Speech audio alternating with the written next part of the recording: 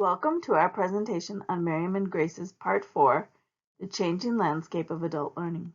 This presentation was created by Comfort, Katie, and Edison for EDD 810BL, Communication in Adult Learning Settings. Part 4 encompasses two different sections about adult learning.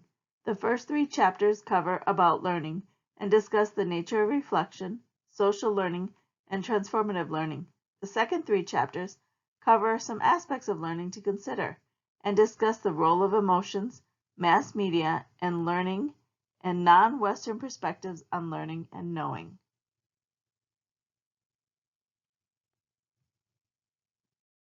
Key points from Chapter 20, Reflection Disempowered by Michael Newman. Newman points out that over the past 20 years, and I quote page 315, reflection has been accorded an increasingly important place in adult learning, end of quote, and educators incorporate teaching learning to reflect as part of their adult education. Educators teach learners to reflect on experiences in a variety of ways, including journaling and small group work. Historically, there have been different theories around reflection. Traditionally, liberal educators had you think about what was read or lectured, and these thoughts were supposed to increase your understanding in a one-time discrete activity. No action was taken from this time to ponder or think about your learning. As the 1960s were approaching, reflection was, quote, injected with a charge of high emotion from the field of psychotherapy. Experiential techniques, end of quote, encouraged an emotional response. In the 70s and 80s, Paulo Freire politicized reflection, quote, reflection and action are in praxis, end of quote, and are inseparable. Quote, Freire was working with people whose consciousness he perceived as naive or constructed by others who lived in conditions of oppression. Praxis was a process of action reflection by which you began liberating themselves from the false consciousness and from their oppression. End of quote. In contrast, Schwanz no longer contends a connection between reflection and action and focuses on actions that allow professionals to, quote, think on their feet, end quote, whereby behavior is linked to identifying the judgments and thought process and creating roles from the reflection. Newman continues on to discuss Baude, Keogh, and Walker's further separation from action. Quote, experience comes first, then the reflective process, then the outcomes in chronological order in discrete periods of time. End quote. On page 318, the last paragraph in our text, in Freire, reflection is part of a political process, part of learning for liberation.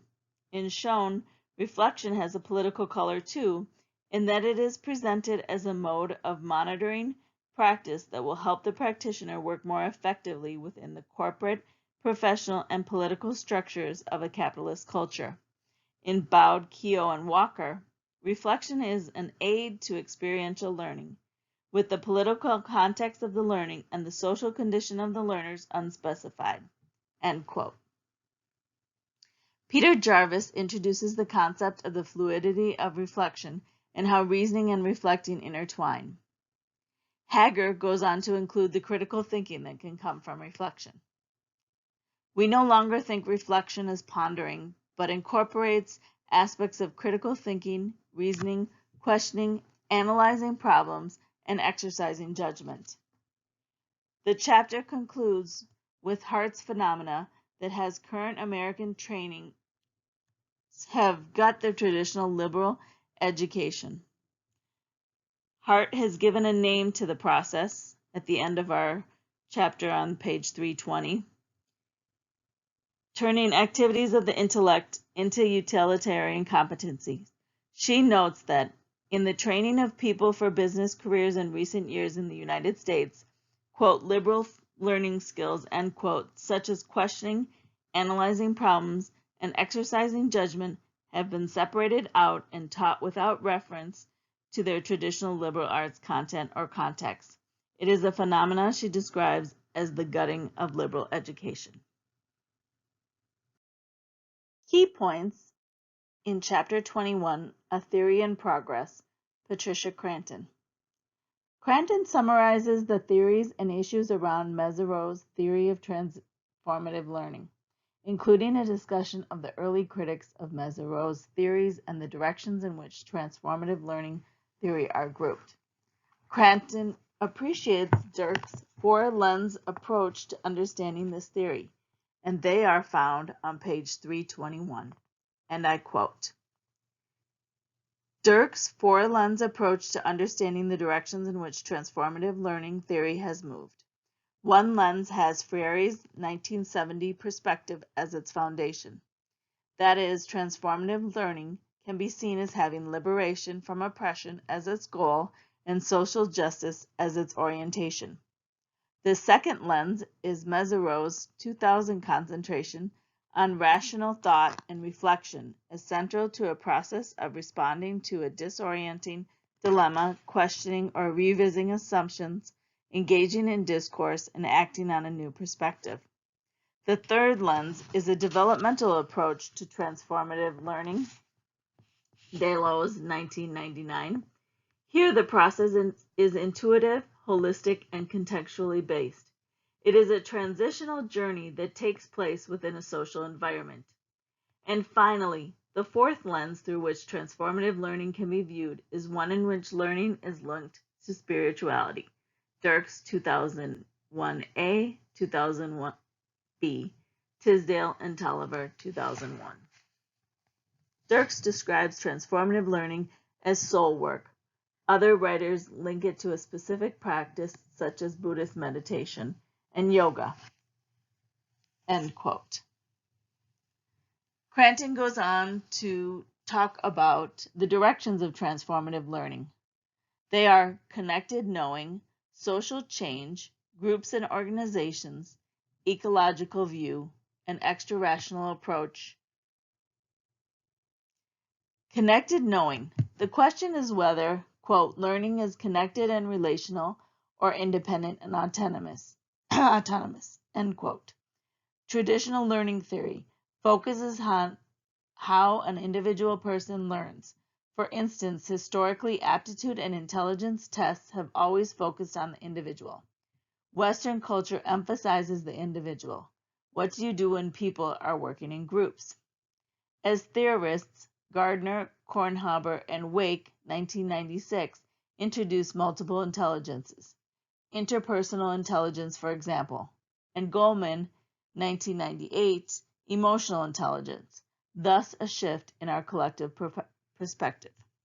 Cranton goes on to discuss feminist writers and theorists interested in gender differences in learning, and emphasizing relational or connected learning. They argue that women learn differently through relationships with others, via nurturing and caring, and by connecting with each other. Belenky and Stanton, 2000. Caution is encouraged when describing women's learning different than men, which could have serious implications for women. Belenky and Stanton also identify 6 developmental stages of knowing for women: silenced, received knowers, subjective knowers, separate knowers, and connected knowers. Connected knowers are growth mindset looking for strengths. Quote, the more connected knowers disagree with another person, the harder they will try to understand how that person could imagine such a thing, using empathy, imagination, and storytelling as tools for entering into another's frame of mind. End of quote. An example of transformative learning based on connected knowing is when a doctoral cohort, through relationships and collaboration, lead to the transformation of a group. Excuse me. Social change. Freire and Habermas have a central goal of social change. Unlike Mezirow, quote, clearly believes that individual transformation precedes social transformation. Freire leads the charge in transformative learning based on social change.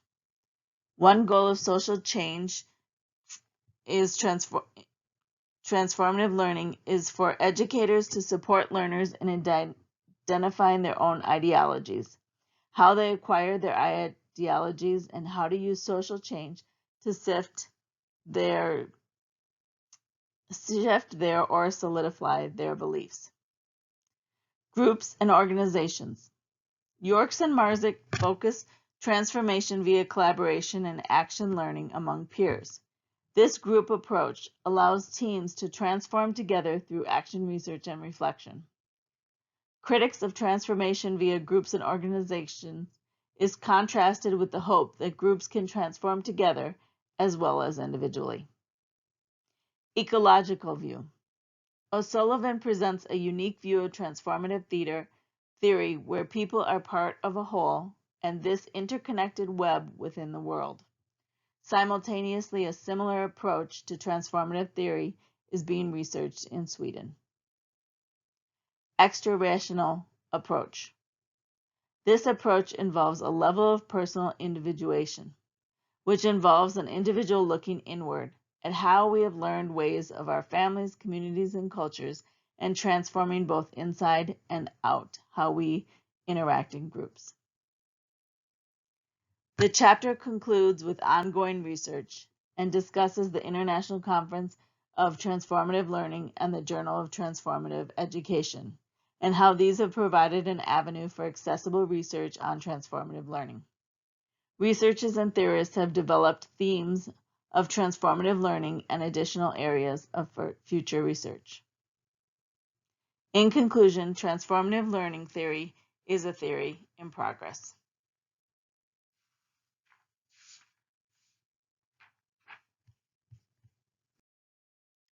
Chapter 22, Key Points on Social Learning for and in Adult Education, a discursive review of what it means to be learning to be social, by Kim Niewolny and Arthur Wilson.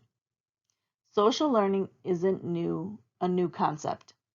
The chapter talks about social learning and its importance in understanding relationships. Social learning also is viewed as a problem in those relationships calls for solutions. Quote, social learning is an important perspective for understanding and problematizing relationships between learning as a social process and social context in adult learning, end quote. Social learning defined, quote, a particular learning tradition, or more like a discourse of learning that is framed by the relation of power that constitutes its formation, end quote. The relationships being referred to is between learning as a social process and social context in adult learning.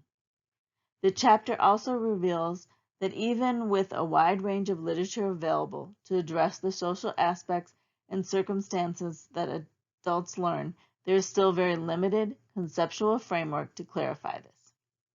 Consequently, reproduction and individualism has been promoted.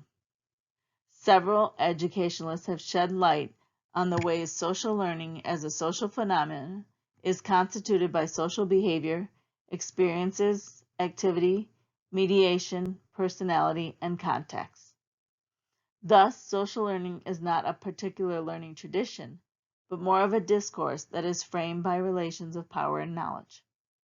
Through mapping the discourse of social learning, Niewolny and Wilson outline two discursive positions. In conclusion, the authors are hopeful this literature review will shed light on social learning and the need for additional in-depth research of the topic.